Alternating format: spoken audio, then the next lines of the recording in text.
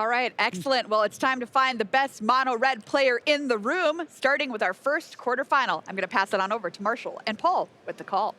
Yeah, thank you, Maria. Welcome to the booth here at Pro Tour Final Fantasy. Marshall Sutcliffe with Paul Cheon. And buckle up.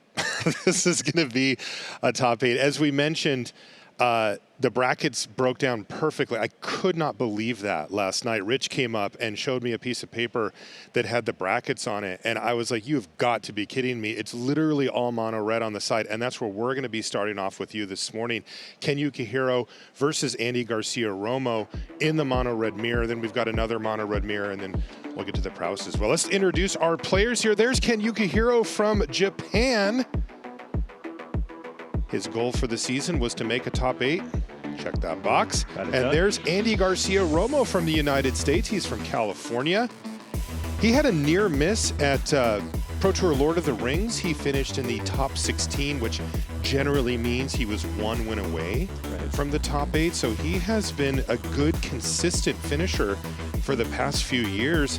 And his goal for the season was to stay consistent. He wanted to play in all 3 big events plus qualify for Worlds. Yeah, that's the biggest thing for any competitive player. Of course, top 8ing is important, but also being able to show up and participate in the events is equally important. So that's always the main goal. But now that both of these players have top 8'd and are queued for the next year, let's win the whole thing. That's right. Now, speaking of winning the whole thing, there's Burst Lightning to take down the first threat from Ken. Whoa, is that opening card 4 cards for the opening hand here for Ken? Oh my goodness, it does seem to be that wow. way. So, Paul, I was going to say that being on the play, which is the luxury that Ken has as he's the higher seed, was going to be a big deal, but there's a bigger deal here, 4 cards. Yeah, and given the mulligan here, yeah, I like the way Andy's just going about killing everything that Ken has. He only has 1 card left because Ken would have had an opportunity to maybe get a card back with Monstrous Rage plus the Ember Heart Challenger, but Andy just firing off all the Burst Lightnings here and just, you know, being up cards in this matchup is just so huge.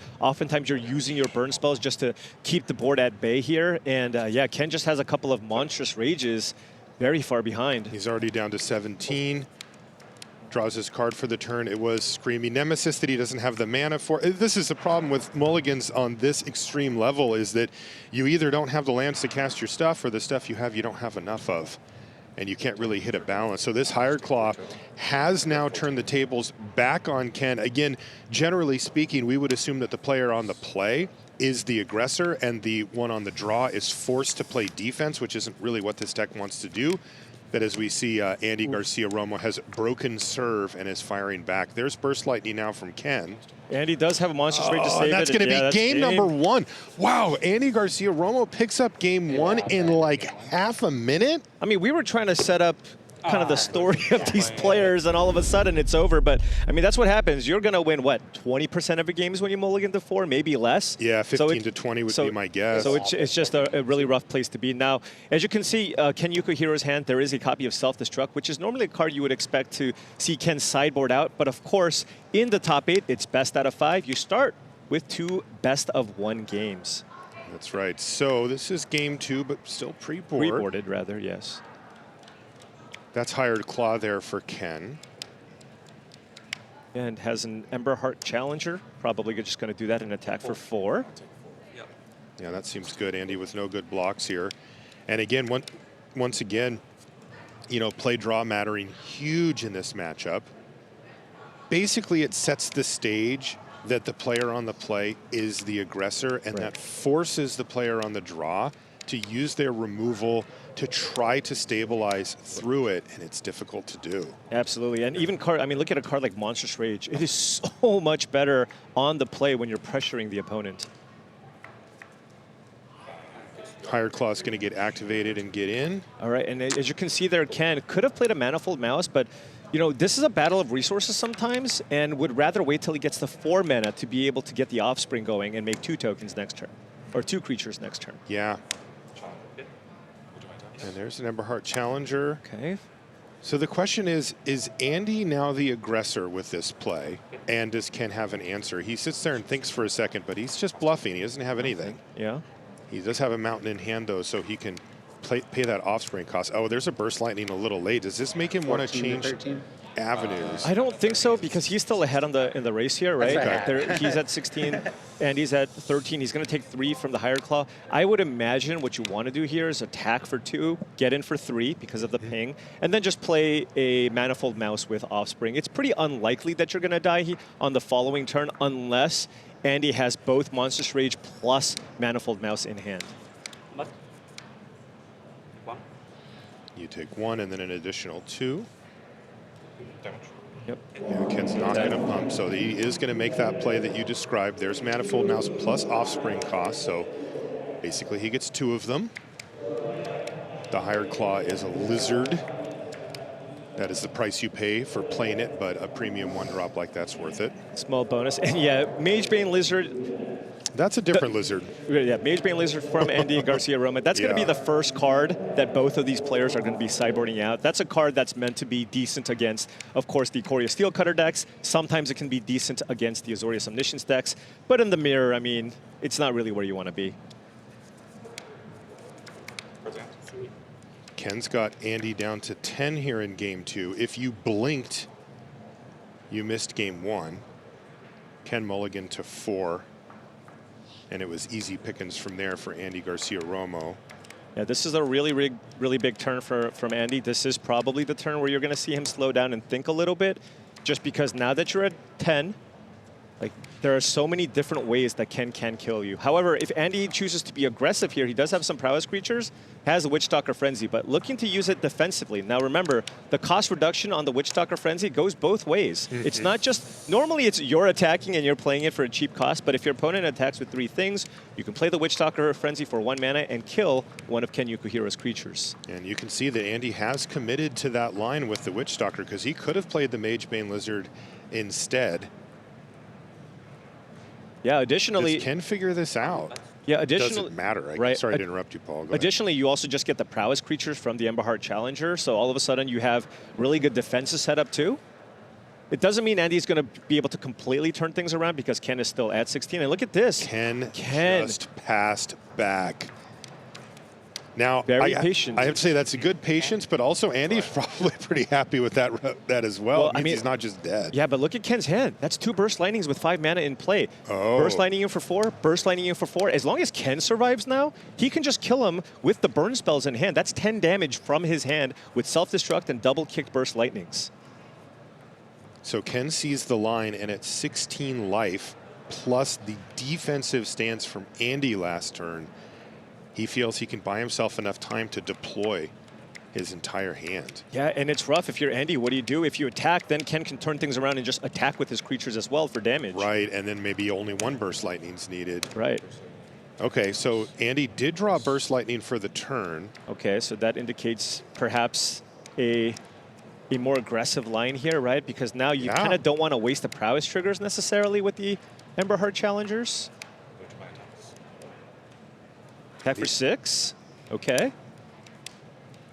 Oh, whoa. So he needs to kill him here. Yeah. Right? Because Ken can just hit for 2 and Burst Lightning. Yeah, this is just going to be lethal. Oh, but he has the Magebane Lizard in hand that he can play here. And he played his lightning. Okay. So this is 9 damage coming in. 9 damage coming in. That'll put Ken down to 7 if he doesn't block. Does Ken have to abandon that plan and start using removal spells on creatures at this point? Yeah, you could potentially. You might have to turn this around and just use a Burst Lightning on the Emberheart Challenger here. Currently sitting at a 3/3. Yeah, the window for a 1 mana Burst Lightning is behind us, but you can still cook it. Now here's the issue though. Ken's thinking, well, what if you have a Monstrous Rage? Right? Sure. Because if you use Burst Lightning on the Emberheart Challenger right now, and Andy has a Monstrous Rage, it is an absolute disaster. Right? And you know, the creature survives. even bigger picture, does Ken win this game if he starts firing Burst Lightnings off? Right. On creatures? Like, what is his plan? Because he's losing. Remember, that Witchstalker Frenzy's on the stack. Ken will theoretically be down to just 1 Manifold Mouse. I mean, you can just block the Heartfire Hero here with your token, right? So let's just think about this. The Emberheart Challengers get in for 8. You block the Heartfire Hero, right? Oh, yeah. What is the Witchstalker Frenzy targeting? Is it the Hired Claw? The Hired Claw. Okay, so, and the Manifold Mouse is a 1/1, so yeah, that's a rough spot, never mind. Oh, right. It's not a so 1/2. so you have to take the damage from the Heartfire Hero. Ken says, sorry, thinking. Because then Burst Lightning gets Andy down to 6. You have another Burst Lightning that can get Andy down to 2. But with the 1-4 in the way, yeah, you just don't have enough. Unless you can find a Monstrous Rage off the top. Okay. Right, Monstrous Rage into trample over into self-destruct. Could potentially get it done. Right. Okay, Hired Claw dies. Yeah, he takes it. Ken giving himself outs here. But he doesn't know about the Magebane Lizard, and that is going to be a stop sign for Ken Yukuhiro, because he needed to be able to get in for that 2 damage. Yeah, going to the face needs a Monstrous Rage here or something along those lines. Let's see what he finds off the top. Soulstone Sanctuary, that is not okay, so he will not here. be able to win this turn, that means, right? Yeah. I mean, I guess assuming that Andy blocked, which he will. So, right, there's a Soulstone does the Sanctuary change the combat math the other direction? Yeah.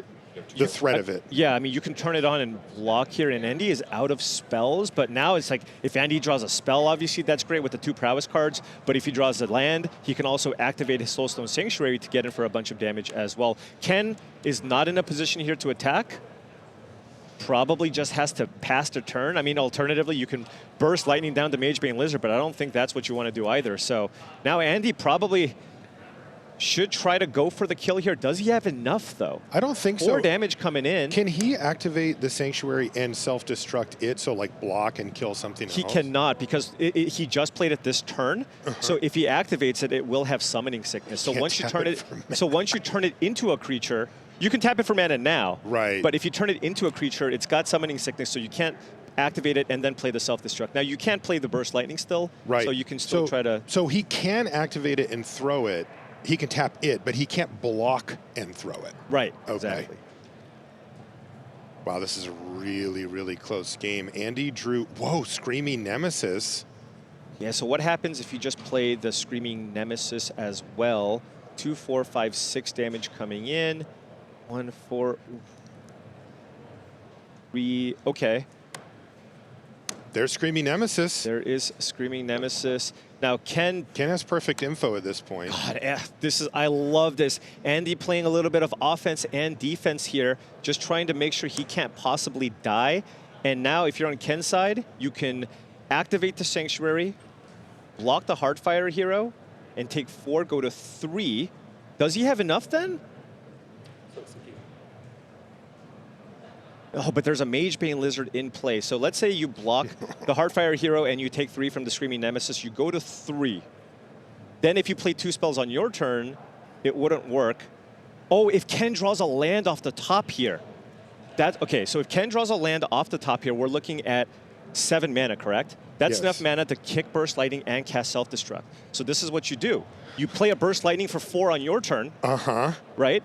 You take 1 damage from the Magebane Lizard, you go to 2 life, then on your opponent's upkeep, you self-destruct, Magebane Lizard deals 1 damage to you, and then you kill your opponent for the 3 damage from the Soulstone Sanctuary. So he needs to find an untapped land. Untapped land would get it done here. There's the Burst Lightning, upstairs down to 2. Oh, this also works. You can just activate, actually this is even better, in fact. You activate and self-destruct? Yes, there's the Sanctuary, and it doesn't have summoning sickness anymore, and that is just enough to get Ken Yukuhiro over the line and even things up at just 1 game apiece. This is exciting stuff, right? I know you think, oh, it's mono red, they just play all their stuff. No, it actually plays out in very intricate ways. Well, the thing is, when you're playing a creature matchup with on both sides where there's a lot of aggression and there's a lot of removal, it's a highly interactive matchup, right? It's like, do I use my burn spells to clear the board, or do I change gears? Like, Ken had a really aggressive start there, and he's like, well, you know what? I can't actually win through damage anymore, completely changed his strategy, and just burned him out. So there's lots of different ways you can kind of approach this matchup. So it's a lot more interesting than the, oh my gosh, it's the mono red mirror. What can you? The games are actually very interactive. That's right, and we're going to get even more interaction because the players are going to be consulting their sideboards. While they do so, we'll take a short break. When we come back, we'll have Game 3 of our opening quarterfinal here from Vegas. Don't go anywhere.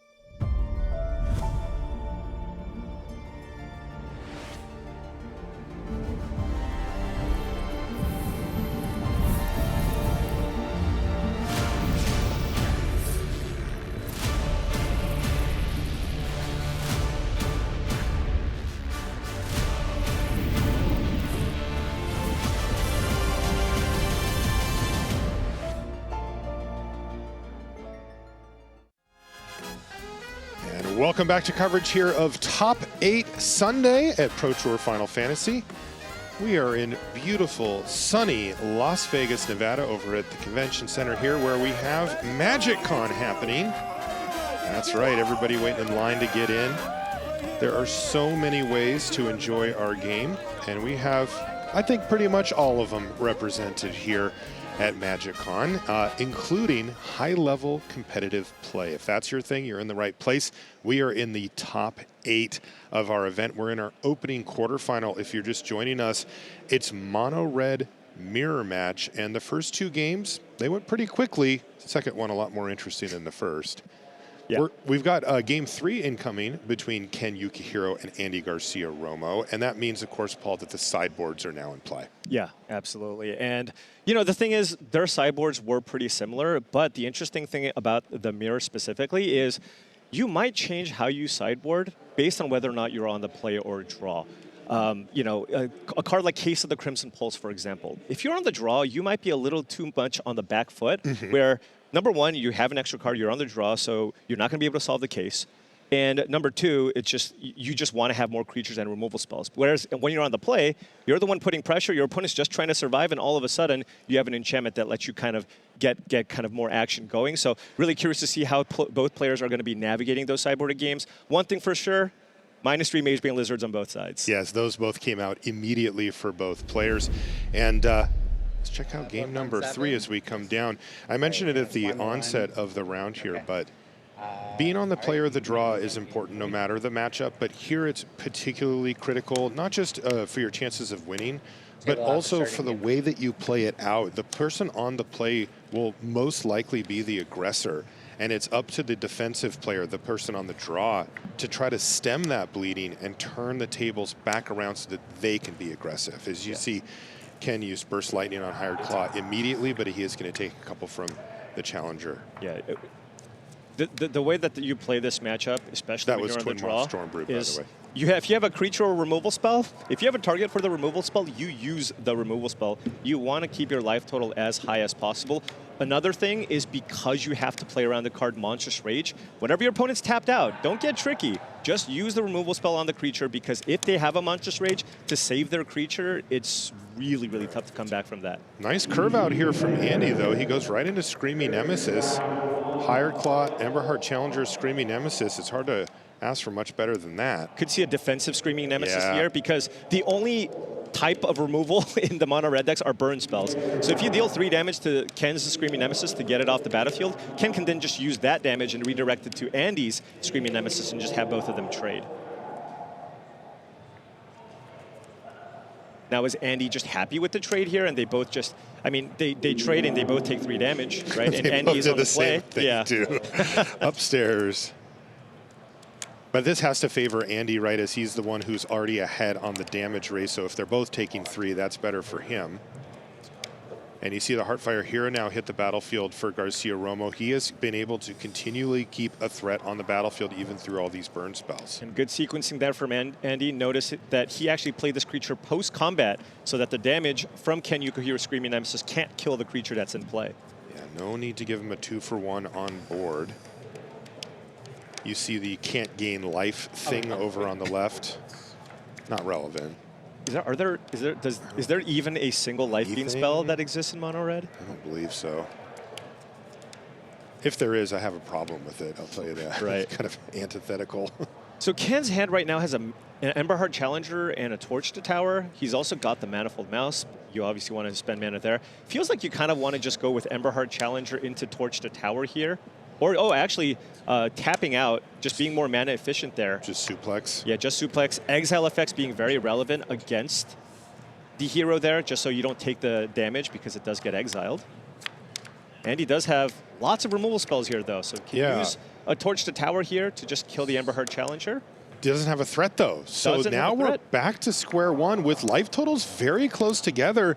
Who can seize the day? Wow, it's Ken Yukuhiro with the big play. Anytime you can spend 4 mana, well, on anything in this deck, it's going to be big. Yeah, and Andy's hand is just, it's just a handful of burn spells. He might have to just fire off both of his burn spells to kill the mice that are in play. And if he does so, it'll be burn spell versus burn spell with no board state for either player. Right, then it's just last like grid it. standing, and then, you know, I did mention before, case of the Crimson Pulse. Yes. That could come in here, come into play. And Andy has access to that. He brought that in. Ken has it in his sideboard, but I do not believe he brought it in because he was the player on the draw. Now, you might see him bring it in if he loses this game and is on the play next game. So Ken is just going to use both of his lands to just pump, but Andy's just going to be forced to 2-for-1 himself here. Kill that. Then maybe use another, maybe Witchstalker Frenzy here. Yep. All right, you got to do what you got to do, right? Yeah. It doesn't feel good. And now it's 2 burn spells each, Paul. Right, so honestly, the best draw here is Manifold Mouse, right? Because that requires 2 removal spells. Which we just saw. There's a mountain off the top for Ken. I don't see any sanctuaries either. So no sanctuaries? All right, it's just top deck mode here. I like this. Sometimes you have those really interesting games. Right now, it's just what can you find? That is a hired claw. Can give it haste. This is, and you can kill it here. There's the Torch the Tower window. He's going, please don't have Monstrous Rage. Yeah. All right. Yeah, you saw he played the Witchstalker's Frenzy second last turn just to make sure that Monstrous Rage wasn't a factor. Okay, and it's a hired claw. 1 threat. Will it stick? Now, Andy does have a Monstrous Rage here, and he's going to use it.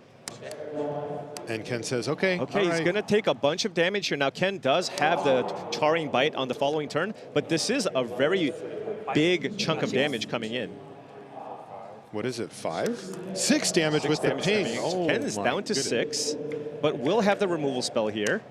And he found a mountain, so he is not able to put another threat going. All right, so 14 to 6, nothing in play on both sides. Ken's just begging for a Look manifold at those mouse graveyards. off the top. All these lands, too. Right. They are loaded. I mean, given that Ken is at 6, Screaming Nemesis would be an absolutely incredible draw. It's a mountain go. Oh! What did there's he the find? Screaming He found Nemesis. his own Screaming Nemesis. Okay, now the clock starts here from Ken's side. That was a great draw for Ken. Another land for Andy. Is Andy flooding out? Okay. Down to 8. He is. 6. All They're mountains both flooding out. for both players. Go. Can Andy find something here? Oh, he found something. It's a Heartfire Hero. And you can pump it twice. This is an attack for 4 because there are 2 Rockface Villages in play. Wow. So that'll put Ken down to 2. All right, let's see what Ken draws. Charring Bite off the top would be incredible. Charring Bite would be the win. Look at him. He's peeling for Charring it. Bite? It's a, what is it, a red card? Yeah, it's a red card. It's Heartfire Hero. Ooh, that's fine, though, because Would Frenzy also be GG? Heartfire Hero with 2 Rockface Villages is an attack for 7. Oh! Right? 3, 4, 5, 6, 7 damage. He's 1 damage short here. So he might have to play a defensive Heartfire Hero and not even pump it. You can't pump it because if he pumps it into a 2-power creature, all Andy has to do is attack with his 2/2 Heartfire Hero. And if they trade, then Andy kills him. He so you have to play die. You have to play a naked Heartfire Hero here just to survive. And if it dies, it's only doing 1, so it wouldn't be lethal. Not lethal, right? Yeah. Okay. Andy has so many draws here to just win the game. Can he find the top deck? It's a Rockface Village. Is that enough? No, it's still just not. a chunk. It's not. But so here's what happened. Andy has to attack, right? Right. So if Andy attacks, Ken Yukuhiro blocks. That'll put Andy down to 4. Screaming Nemesis attack puts you down to 1. So. But then he's dead on the crackback, so Ken is going to have to top deck something. All right, just fully pump up the hero. That's kind of the only line that you have because, you know, Andy Garcia here, what are you going to do? Keep the Heartfire Hero on defense, maybe? It's probably better to just hope Ken just draws a land. Yeah. And attack and go down to 1.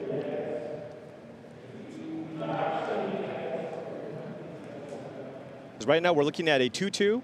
If you, I guess pumping it doesn't actually matter. He needs to make sure, yeah, just that the Heartfire Hero doesn't trade, but. Yeah, the Rockface Village, I believe, is a sorcery speed ability. Check there. You're right.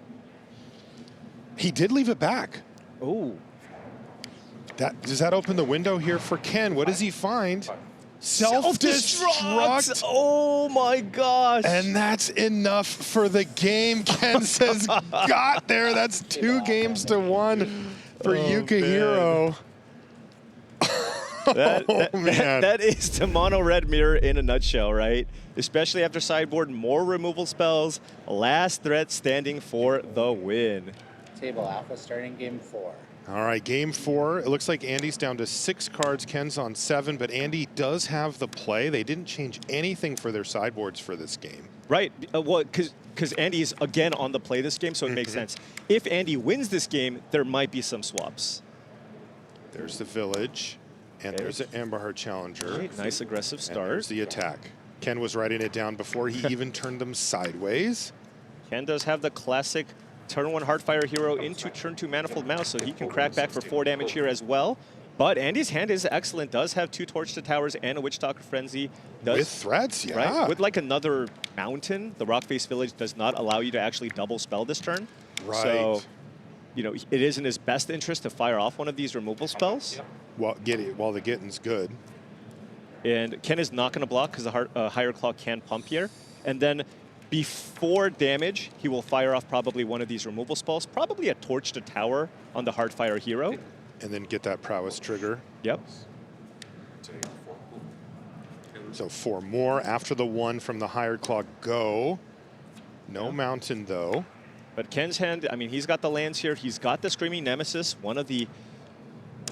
actually just one of the best cards in the deck, full stop. Great in the mirror, just good in basically all matchups. Yeah, one of the best cards in the format. Right. Could consider now playing a defensive Screaming Nemesis, right? It's just like there's not too many things Andy can do. It's just you play that on the defensive end and you think, okay, what's the worst that can happen? You kill it and I just kill one of your creatures. Yeah, and that's what he's going to do here.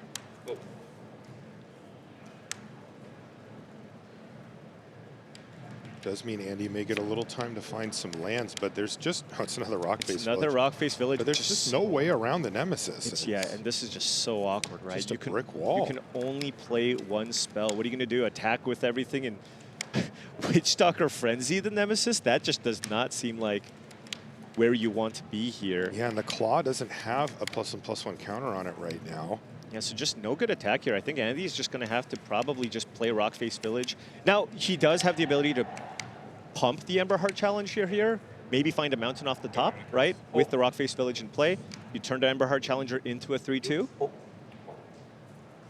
Maybe be willing to sacrifice your board here to get in for an attack, or just try to draw a card.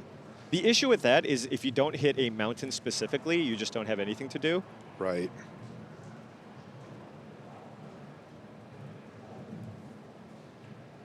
And he still has removal that he can use on the mouse.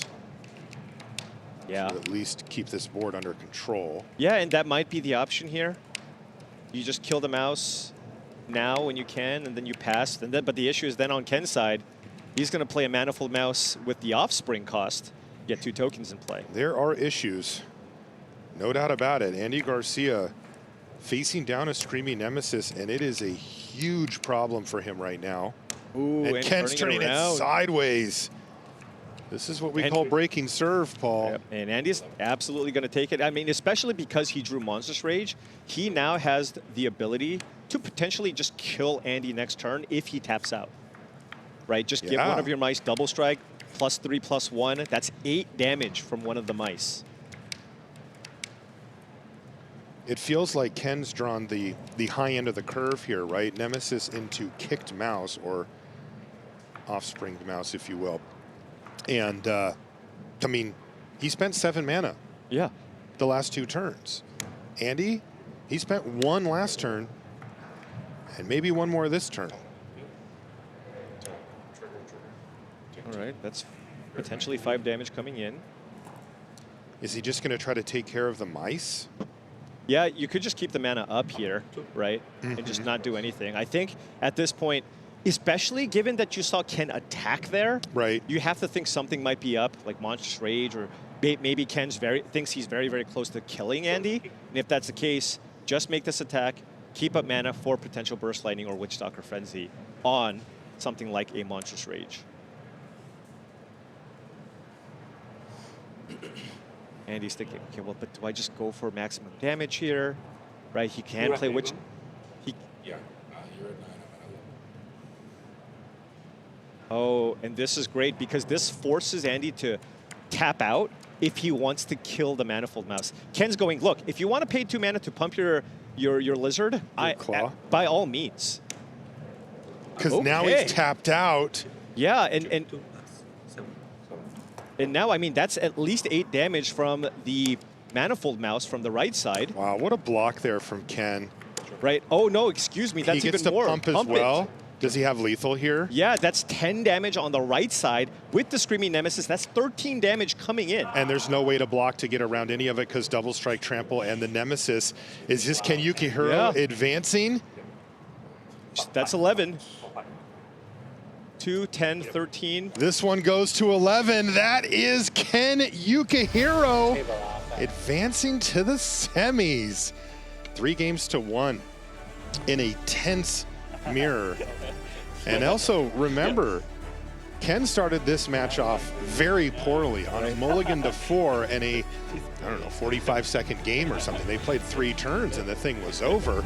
And now all of a sudden he finds himself not too far later onto the semifinals. Yeah, and I mean, a lot of times I think Mono Red sometimes gets a bad rap where you could just like, oh, it's a deck where you just play your things on curve and you just win. No, especially in matchups like the mirror, there is just a lot to think about. And Ken, I mean, just even look at that block, right? When he made that attack, he's just like, look, I know this is a play that puts me down a card technically, but it lets me win the game because I know that you're going to be tapped out, and so then I can just pump my mouse and go for the Monstrous Rage. Just little things like that. Those are tiny edges that not every player might see, but of course, somebody like a Ken Yukuhiro will find those lines, and that's why he's here. And that's why he's here. The other place he is he's with Ailey right now. Ken, you've just picked up a really, really sweet victory, and you've been using some excellent combat tricks. Tell us about self-destruct and why you like it in the deck. This self-destruct, yeah, best Final Fantasy card, great, yeah. Better than Monstrous Rage, I think so, anyway. Yeah. Ken, you are always smiling when you're playing Magic. Do you ever get nervous? Yeah, very, very happy, yeah. You're very happy, yeah. Awesome. So, next matchup, you're going to be fighting against Mono Red again. Are you looking forward to the match? I'm a Mono Red play, best #1 player. Okay. Yeah. All right. Watch out, Percy Fang and any of the Mono Red players there. Best of luck in the semifinals. We'll see you there. Thank you. Wow, I love that. I'm the #1 mono red player from Ken Yukuhiro with a big smile on his face. Wow, great stuff from him. We're going to take a short break here from Vegas. When we come back, though, we'll be back at the news desk and we'll be setting up for more action. Don't go anywhere.